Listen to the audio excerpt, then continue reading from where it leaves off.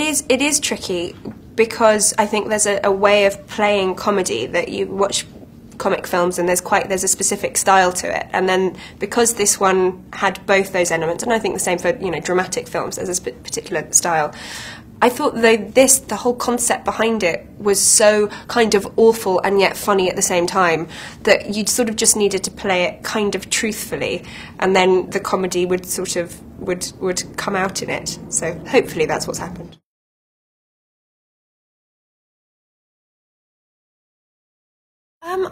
I think we really get on, and I think he's one of the loveliest men in the entire world, and I think that's what's lovely. If you're making a film like that, it's very difficult. If you've got somebody who's tricky, I think it would be very difficult to really show that friendship and the connection between these two people that are quite unlikely friends.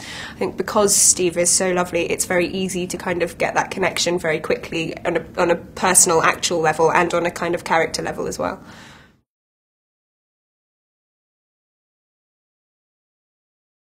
I'm not and actually I'm a good driver, right? But I don't have a car in London, so I don't drive that much, and I've never really driven in film before.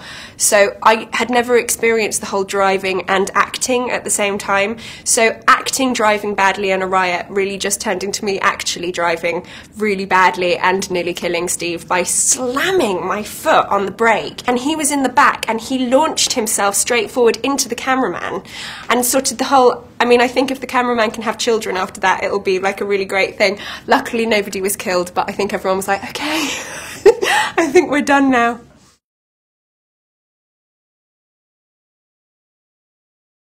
People have been asking me, what would you do at the end of the world? You'd think that I'd come up with a good answer, and I actually can't.